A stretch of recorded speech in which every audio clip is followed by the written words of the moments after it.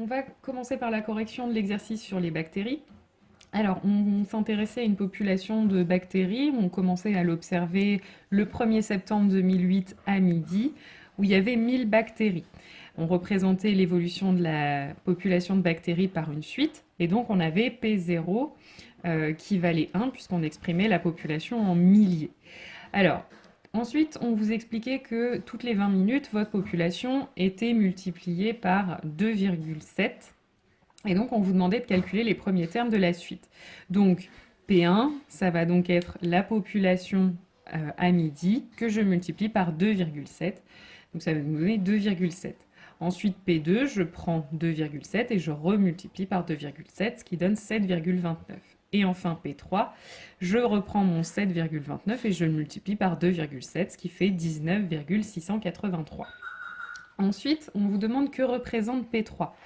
P1, c'est la population à midi 20, P2 à midi 40, et donc P3, ce sera le nombre de milliers de bactéries le 1er septembre 2018 à 13 heures.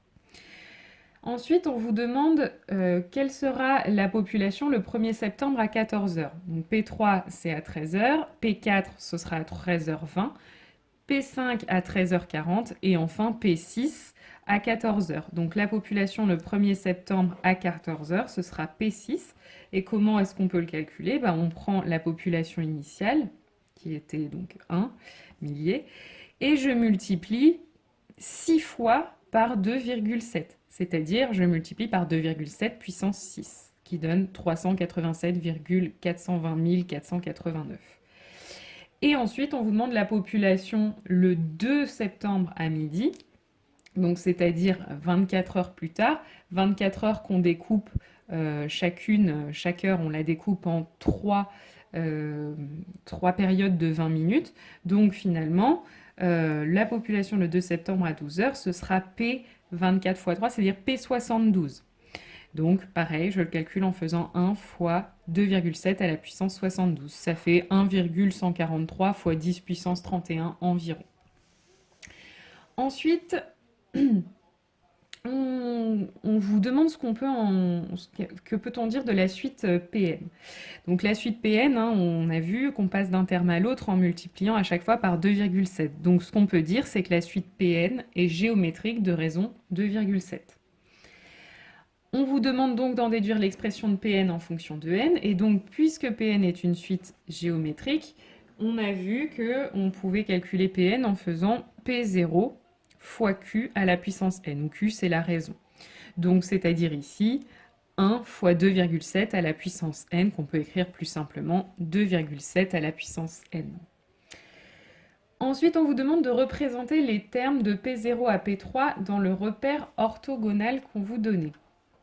Donc, je vous ai représenté le repère. Donc, on va d'abord placer P0. Donc, P0 en abscisse, je sais que ça vaut 1. Donc, je mets 1 en ordonnée. Donc, le premier point qu'on peut placer, c'est ici.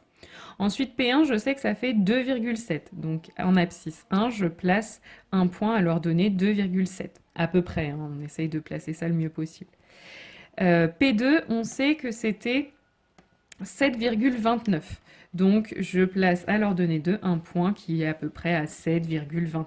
Et enfin, P3, ça faisait 19,683. Donc, voilà le dernier point. Ensuite, on va s'intéresser à ce qui s'est passé avant le 1er septembre 2008 à midi. Donc, on vous demande justement quelle était la population ce même jour, donc à 11h40. Donc, si pour passer de midi à midi 20, puis etc., quand j'avance dans le temps, quand j'avance de 20 minutes, si je dois multiplier par 2,7, ça veut dire que quand je reviens en arrière, je dois diviser par 2,7.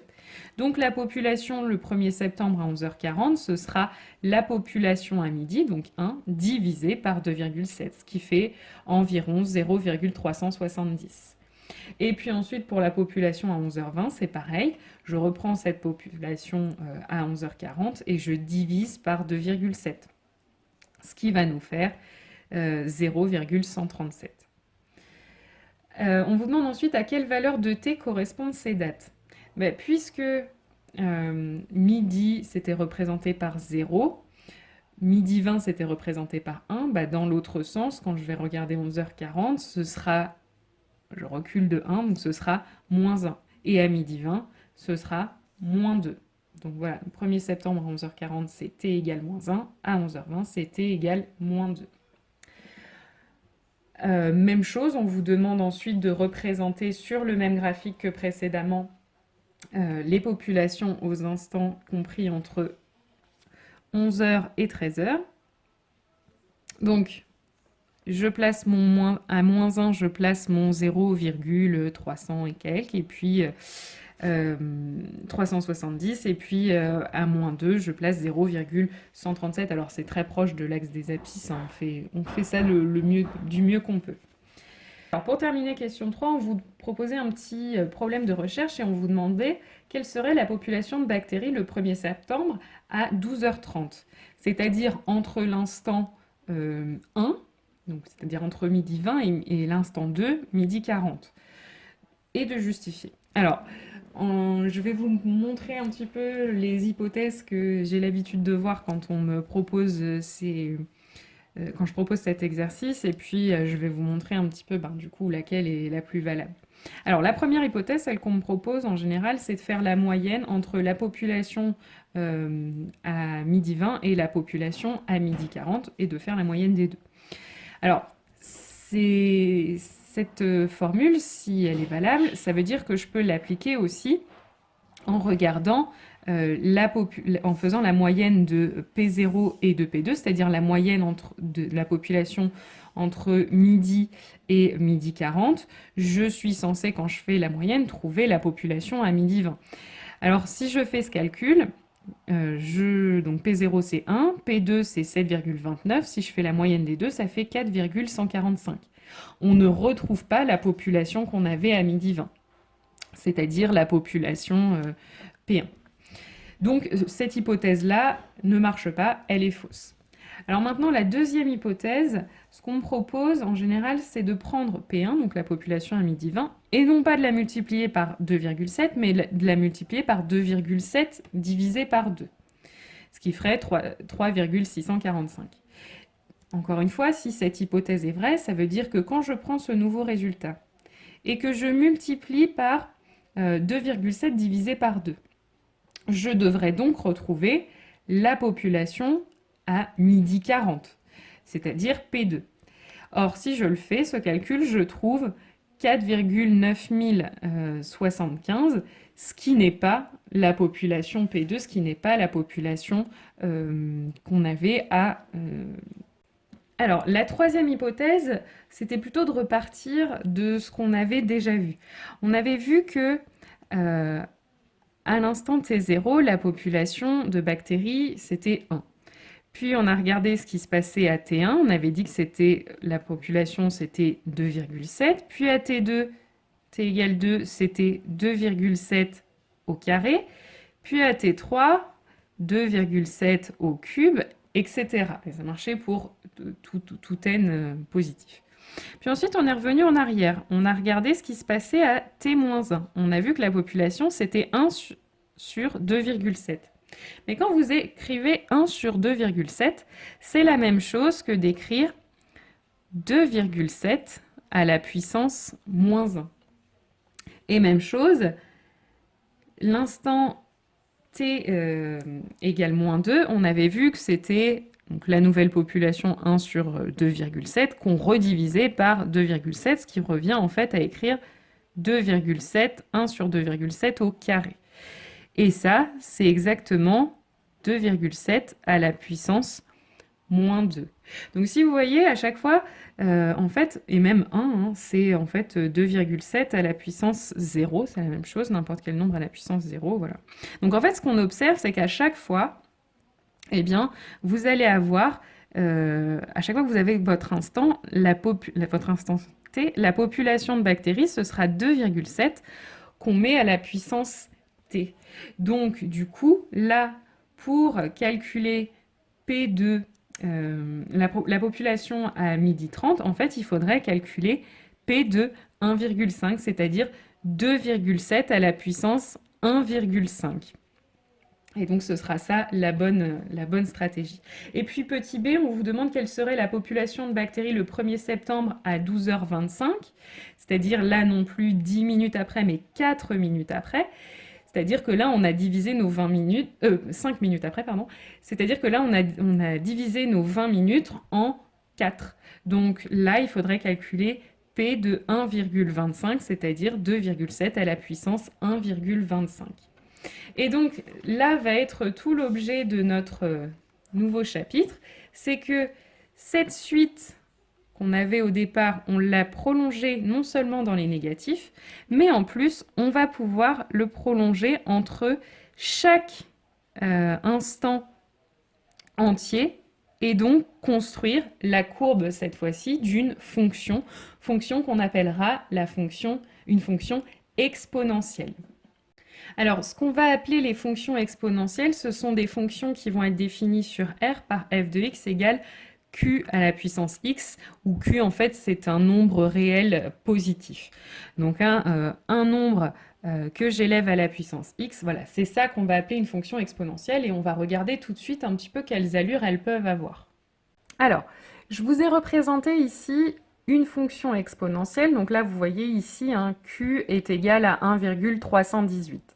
Donc maintenant, ce que je vais faire, c'est que je vais faire varier ce nombre pour que vous puissiez un petit peu observer ce qui se passe pour la courbe de notre fonction. Donc là, pour l'instant, telle qu'est la valeur, on voit qu'une fonction exponentielle, c'est une fonction qui va être positive, croissante. Bon, alors voyons ce qui se passe quand je fais varier le nombre q. Donc là, je le fais augmenter. Donc là, on voit que j'ai une fonction qui a grosso modo la même allure, qui monte plus vite, mais qui a grosso modo la même allure. Maintenant, je vais le faire diminuer. Et voilà. Donc là, on voit qu'il se passe quelque chose ici. Là, je peux avoir aussi des fonctions exponentielles qui vont cette fois-ci être décroissantes. Alors, où est-ce que se joue la limite entre croissant et décroissant? Là, vous voyez, elle est toujours décroissante. Et puis là, on voit qu'elle repart en croissant. Donc, du coup, la limite, là, même si ça se voit pas très bien avec les graduations que j'ai choisies, en fait, la limite, ce sera 1. Quand vous avez un nombre q qui est plus petit que 1, votre fonction exponentielle sera décroissante. Quand il sera plus grand que 1, votre fonction exponentielle sera croissante. Alors, il y a autre chose qu'on peut remarquer, c'est aussi que toutes les fonctions, peu importe qu'elles soient croissantes ou décroissantes, elles sont positives. Vous voyez qu'elles sont toujours au-dessus de l'axe des abscisses, quelle que soit la valeur de q que je choisis. Et puis, il y a autre chose aussi qu'on peut remarquer, c'est une image particulière qui ne varie jamais, peu importe la fonction exponentielle, c'est l'image de 0. L'image de 0 qui fait toujours 1. Et ce qui est logique, puisqu'on se souvient que l'image de 0, en fait, c'est un nombre que je mets à la puissance 0. C'est q à la puissance 0. Donc, quel que soit le nombre q, à la puissance 0, ça donnera toujours 1. Donc voilà pour ce qu'on peut remarquer pour ces fonctions exponentielles. Maintenant, il y en a une parmi toutes ces fonctions exponentielles qui va nous intéresser plus que les autres. C'est une fonction exponentielle qui va avoir la particularité d'être égale à sa dérivée. Donc, ce qu'on peut essayer de faire, c'est d'essayer de repérer pour quelle valeur de q est-ce que votre fonction exponentielle aura les mêmes valeurs que sa dérivée. Donc, je vais commencer par le nombre qui a toujours la même image, c'est l'image de 0. Donc là, je place un point à 0. Voilà, donc l'image de 0 sera toujours 1. Donc là, en fait, ce qu'il va falloir chercher, c'est quelle est la fonction exponentielle pour laquelle la dérivée en 0 vaut 1. Or, je vous rappelle que la dérivée d'une fonction, f', on la lit sur une courbe grâce à la tangente. La tangente en A, la voilà. La tangente en 0, la voilà. Maintenant, je vais m'intéresser, f' de 0, ce sera en fait le coefficient directeur de cette tangente. Coefficient directeur qu'on lit, je vous le rappelle, j'avance d'un carreau en abscisse et je regarde de combien de carreaux je monte ou je descends. Ici, dans ce cas-là, de combien de carreaux je vais monter. Et ça, ce sera notre coefficient directeur. Alors, je vais le faire apparaître, ce coefficient directeur. Donc là, on voit, dans ce cas présent, le coefficient directeur, c'est 0,349. Donc là, j'ai un coefficient directeur, f' de 0, qui n'est pas égal à f de 0, puisque f de 0 vaut 1. Donc je vais faire varier mon nombre q jusqu'à ce que le coefficient directeur de la tangente ici, ce soit 1. Donc je fais varier le nombre q. Voilà, donc là on voit que notre coefficient directeur augmente, mais il ne vaut toujours pas 1, donc je continue. Voilà, ici le coefficient directeur de ma tangente vaut 1, donc là j'ai bien f de 0 qui vaut 1 et f' de 0 qui vaut 1 également. Alors c'est pas suffisant, hein, je vous expliquais, il faut que ce soit le cas, que l'image de chaque point soit égale au nombre dérivé à f'. Donc je vais déplacer mon point A et regarder si avec le nombre ici qui est donc 2,718, est-ce que ça marche bien pour tous les autres points. Donc je déplace mon point A. Hop, je vais le déplacer par là. Donc là, par exemple, ici, je vois que mon coefficient directeur, c'est 2,459. Et si je regarde l'image, l'ordonnée du point A, donc l'image qui correspond, là, je peux le regarder dans ma fenêtre à gauche. L'image, je la lis, c'est l'ordonnée du point A, ce sera 2,459 aussi. Donc là, on a bien l'image qui est égale au coefficient directeur de la pente, c'est-à-dire l'image est bien égale à f'. Et je peux continuer comme ça pour plein d'autres valeurs. Là encore une fois, la pente, donc f' sera 3,818 et l'image 3,819. C'est des arrondis, donc on va mettre une petite marge de tolérance. Mais voilà, donc ça suit bien et je peux le faire vraiment où je veux, 0,335, 0,135 et là aussi 0,135. Donc ça marche bien.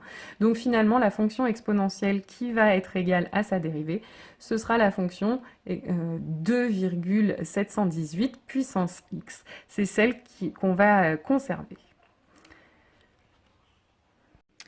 Alors, on va donc commencer notre nouveau et dernier chapitre, donc la fonction exponentielle.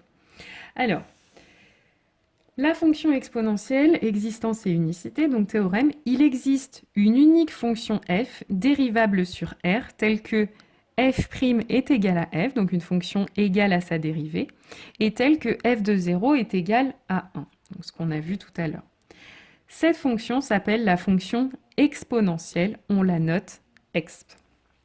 Alors, cette fonction exponentielle, elle a quelques propriétés qu'on va voir tout de suite. Donc la première, c'est que pour tout réel x et y, exponentielle de x plus y est égale à exponentielle de x fois exponentielle de y. Et à partir de celle-ci, on peut déduire quelques autres propriétés. D'abord, exponentielle de x fois exponentielle de moins x sera égale à 1. On peut donc en déduire qu'exponentielle de moins x, c'est égal à 1 sur exponentielle de x, en passant exponentielle de x de l'autre côté. Exponentielle de x moins y est égale à exponentielle de x sur exponentielle de y. Et exponentielle de nx est égale à exponentielle de x à la puissance n, pour n entier naturel. Alors, on en vient maintenant à une notation qu'on va déduire de cette dernière propriété. Donc, par convention, on note petit e l'image de 1. C'est-à-dire, en fait, notre petit e, ce sera ce qu'on a vu tout à l'heure, ce sera en fait, ça vaudra environ, vous pouvez le noter, 2,718. D'accord? Donc ça, ce sera le nombre qu'on met à la puissance x dans l'exponentielle. Donc ce nombre, on lui donne un nom, il s'appelle petit e, par la fonction exponentielle. Donc ce qu'on peut donc écrire, c'est que exponentielle de 1 est égale à petit e. Donc d'après la propriété précédente, et quand je dis la propriété précédente, c'est la dernière, pour tout entier naturel, l'exponentielle de n, eh bien, je vais pouvoir réécrire ça exponentielle de n fois 1. n fois 1, ça fait n. Et donc, en utilisant ma dernière propriété, je sais que exponentielle de n fois 1, je peux le réécrire exponentielle de 1, le tout à la puissance n. Et exponentielle de 1, je sais que ça fait petit e, donc je peux réécrire ça petit e à la puissance n. Et donc, cette notation qui est valable pour tous les entiers naturels, on décide de la prolonger pour tous les réels x. C'est-à-dire que pour tout réel x, au lieu d'écrire x de x, on va écrire e puissance x. On peut donc réécrire plus simplement les propriétés de la fonction exponentielle qu'on vient de donner sous cette forme-là. E puissance x fois e puissance moins x est égal à 1, et donc exponentielle de moins x sera égal à 1 sur exponentielle de x. Exponentielle de x plus y sera égal à exponentielle de x fois exponentielle de y. Exponentielle de x moins y sera égal à exponentielle de x sur exponentielle de y. Et enfin, exponentielle de x puissance n sera égal à exponentielle de nx, le tout en puissance. Alors, ces propriétés-là, normalement, elles doivent vous faire penser un petit peu à des propriétés que vous avez déjà vues sur des puissances quelconques. C'est-à-dire que quand vous multipliez deux puissances d'un même nombre, en fait, il suffit d'ajouter les puissances. Quand vous avez une division de puissance d'un même nombre, ça revient à soustraire les puissances. Et quand vous prenez un nombre que vous l'élevez à une puissance, puis que vous l'élevez à une suivante, ça revient à multiplier les puissances. Tout ça, ce sont des propriétés que vous connaissiez déjà. Même celle-ci, hein, quand vous prenez un nombre et que vous l'élevez à une puissance négative, ça revient à écrire 1 sur la puissance opposée du même nombre. Voilà, donc tout ça, ce sont des propriétés finalement que vous connaissiez déjà, ce sont des propriétés sur les puissances. Donc voilà, c'est cette propriété-là vraiment qu'il faudra retenir sous cette forme-là, c'est peut-être pas indispensable, mais vraiment ça, il faut les connaître par cœur. Alors, on va tout de suite voir comment appliquer ces propriétés sur des exemples. Donc, on vous demande dans un premier temps d'écrire l'expression suivante sous la forme exponentielle de a, où a est une expression qui dépend de x. Alors, l'expression qu'on vous demande de réécrire, c'est exponentielle de x au cube fois exponentielle de moins x sur exponentielle de 4x. Donc la première chose qu'on peut faire, c'est s'occuper de exponentielle de x au cube. J'ai exponentielle de x que j'élève à une autre puissance, donc ça revient à multiplier les puissances, le x et le 3 ensemble. Donc c'est la première étape. Ça va me donner donc exponentielle de x fois 3, donc exponentielle de 3x. Ensuite, je peux aussi m'occuper de cette multiplication. On a vu que quand on multiplie des exponentielles, ça revient à additionner leurs exposants. Donc, ça revient à écrire exponentielle de 3x plus moins x, donc exponentielle de 3x moins x. Ce qui nous donne donc exponentielle de 2x. Et maintenant, je vais m'occuper pour terminer de la division. Donc, on a vu que quand on divise des exponentielles, ça revient à soustraire les puissances, donc faire 2x moins 4x. Donc, exponentielle de 2x moins 4x qui fait exponentielle de moins 2x. On a terminé, on a bien écrit notre expression comme exponentielle d'une expression qui ne dépend que de x. Deuxième exemple, on vous demande de montrer que pour tout x réel, 1 plus exponentielle de 2x sur 1 plus exponentielle de x est égal à exponentielle de moins x plus exponentielle de x sur exponentielle de moins x plus 1. Alors, pour démontrer une égalité, on a plusieurs possibilités. Soit on part d'un côté, on essaie d'arriver à l'autre, soit on part du deuxième côté pour arriver au premier, soit on part des deux côtés pour arriver à un même troisième résultat. Donc là, ici, j'ai choisi de commencer par ce côté-là et d'essayer d'arriver à celui-ci. Alors, je vais pour ça essayer de regarder quelles sont les différences entre cette expression et celle-ci et d'essayer de les gommer en gardant l'égalité à chaque fois. Donc là, par exemple, j'ai un 1, alors que là, j'ai un exponentiel moins x. Là, j'ai un e de 2x et là, j'ai seulement e de x. Donc, ce qui s'est passé, là, c'est qu'on a enlevé un x à cette puissance, et là, on est passé d'un 1 à un exponentiel moins x. Donc, en fait, ce qu'on pourrait faire ici, pour passer d'ici à là, c'est multiplier par exponentiel moins x. Si je multiplie par exponentiel moins x, 1 fois exponentiel moins x, ça va bien me donner exponentiel moins x, et exponentiel de 2x fois exponentiel moins x, quand je vais additionner les puissances, ça va bien me donner ce nombre-là. Et évidemment, multiplié par exponentielle moins x, si je le fais comme ça, je ne vais pas garder l'égalité. Sauf qu'il ne faut pas oublier qu'on est sur une fraction, et j'ai tout à fait le droit de multiplier par exponentielle moins x en haut, à condition de le faire aussi en bas. Et c'est ce que je vais faire ici. Là, je multiplie en haut et en bas par exponentielle moins x, en n'oubliant pas du coup de mettre des parenthèses autour de mon numérateur et de mon dénominateur. Ensuite, pour arriver à ce que je veux, il va falloir que je développe. Donc, je vais faire une distributivité, donc exponentielle moins x fois 1, exponentielle moins x fois exponentielle de 2x. Voilà, je le réécris. Et même chose au dénominateur, exponentielle de moins x fois 1, exponentielle moins x, et exponentielle de moins x fois exponentielle de x. Voilà, j'écris vraiment le produit. Alors maintenant, pour multiplier des exponentielles, on a vu qu'il suffisait d'additionner leur puissance. Donc ici, ça va me faire exponentielle de moins x plus 2x, et ici, exponentielle de moins x plus x. Donc, c'est exactement ce que j'ai écrit ici, hein, exponentielle de moins x plus 2x, exponentielle de moins x plus x. Et donc, ça va me donner au numérateur moins x plus 2x, ça donne x, et au dénominateur, moins x plus x, ça va faire 0. Exponentielle de 0, on a vu que c'était égal à 1, parce que ça me ferait e puissance 0, n'importe quoi puissance 0, ça fait toujours 1. Et on est bien arrivé à l'expression qu'on voulait.